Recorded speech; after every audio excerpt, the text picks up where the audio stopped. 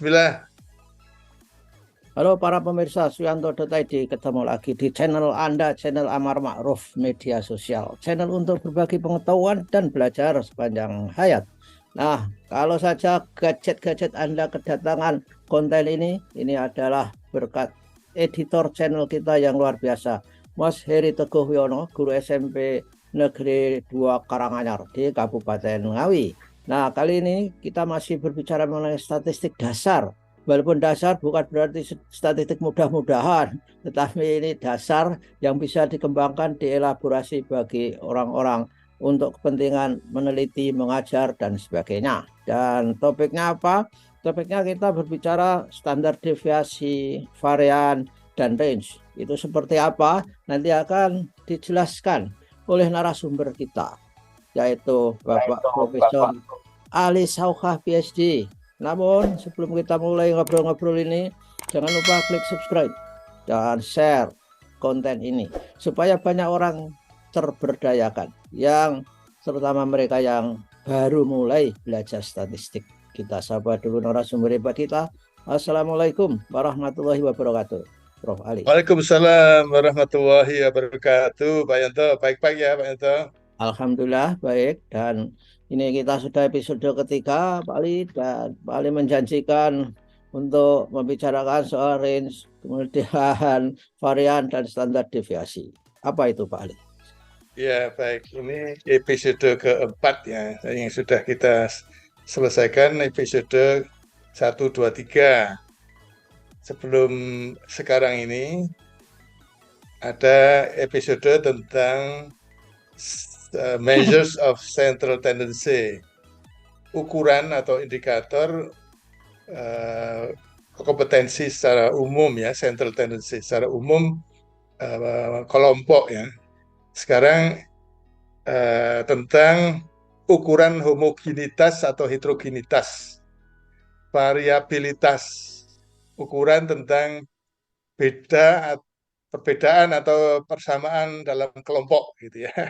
Ya, Jadi ini oke. statistik statistik deskriptif yang kemudian didesain untuk para pemula ya. Pak Yanto, Ya. ya, izinkan saya share screen Oke. agar kemudian kita lebih fokus pada bagian-bagian yang sifatnya mendasar. Mhm. Boleh saya share ya? Oke, silakan. Selama mempersiapkan share, saudara, jangan lupa ikuti terus kita supaya Anda memiliki pengetahuan statistik yang baik. Inilah sharing dari Prof. Ali.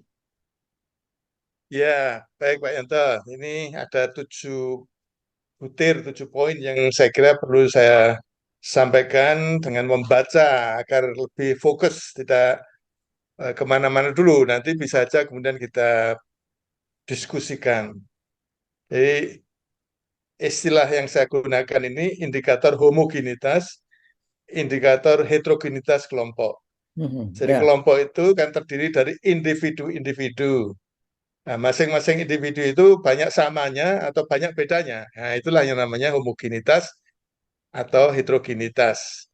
Nah, ini dalam statistik sekarang ini kita akan mencakup tiga, tiga indikator ya, apa namanya, tiga cara, ya, bukan tiga indikator ya, tiga cara yang sama-sama menjadi indikator homogenitas atau heterogenitas kelompok, individu-individu dalam kelompok. Yang pertama range atau rentangan, yang kedua varian, dan yang ketiga standar deviasi.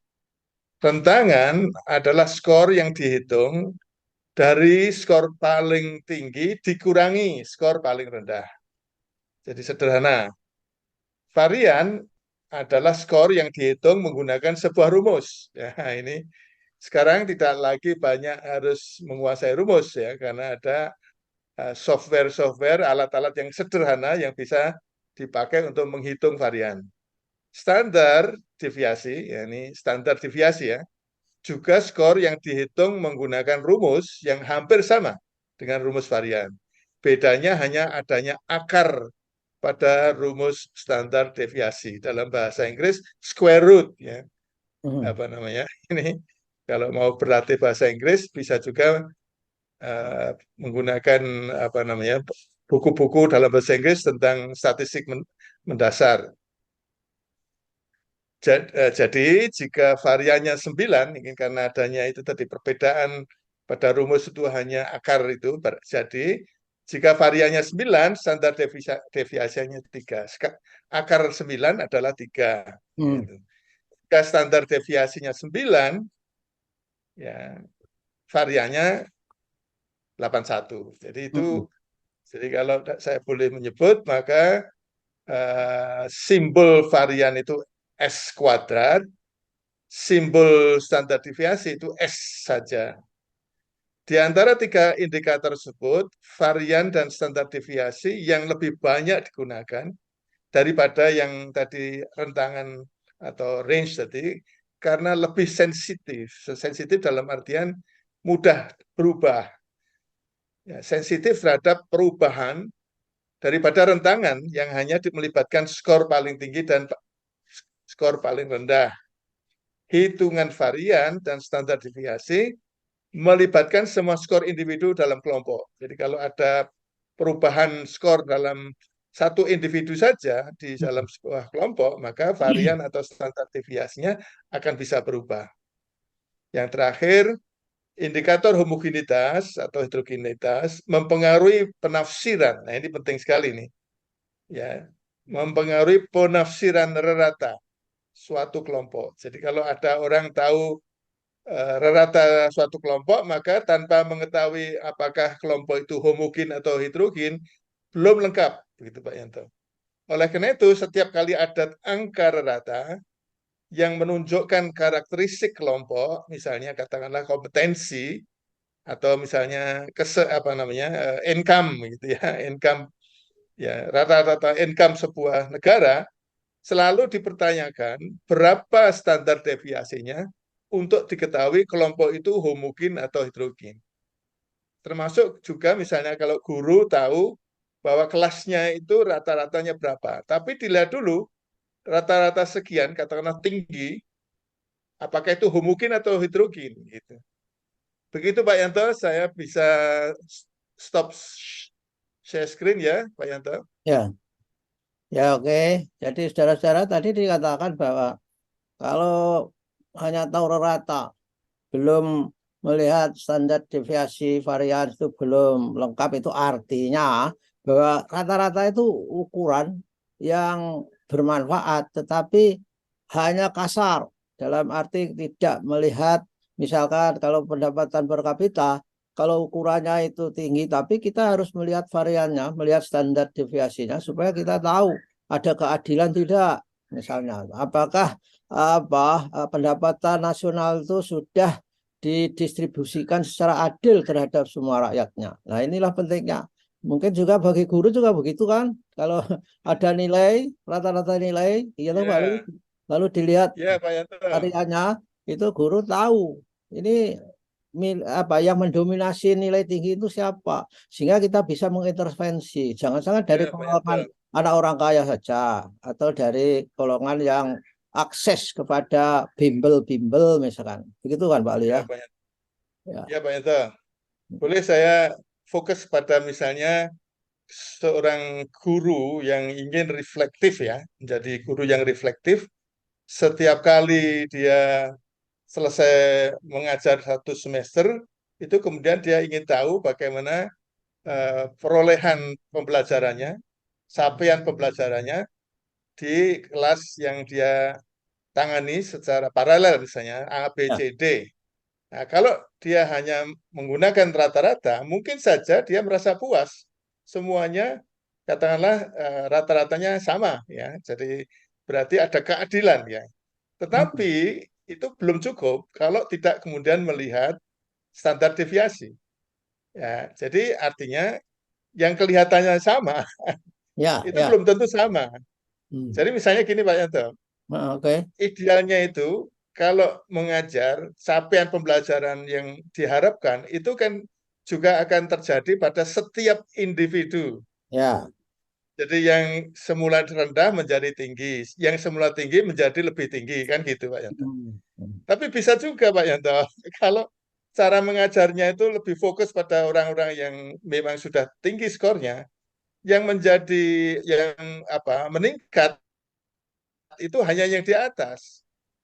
Hmm. Jadi yang bodoh tetap bodoh, yang pinter lebih pinter gitu. Jadi sama Ya, aja ya, kalau ya. kita bicara mengenai income per kapita, yang miskin tetap miskin, yang kaya semakin kaya. Nah, itu tidak akan terlihat kalau hanya melihat rata saja. Yang Ya. tadi saya katakan seorang guru tadi Pak Yanto. Hmm. Jadi bisa aja itu sama dengan kelas lain, ya kelas lain yang ratanya sama, tetapi sama-sama meningkatnya. Yang yang bodoh meningkat sehingga menjadi lebih pinter, yang pinter lebih pinter lagi. Itu Ya, bisa aja fenomena itu tidak terdeteksi dari rata saja. ya, Ya, ya. jadi oke Pak Yanto. Ah, Jadi misalnya gini, boleh saya sedikit saja. Jadi kalau dari awalnya dilihat ratanya sekian, kemudian standar deviasinya sekian, itu kira-kira berubah enggak standar deviasinya? ya. Kalau standar deviasinya itu katakanlah misalnya menjadi lebih tinggi, menjadi lebih heterogen, ini ada sesuatu. Hmm. Tapi kalau menjadi lebih homogen, nah ini mungkin berhasil juga menaikkan yang ada di bawah. Begitu Hmm. Pak Yanto?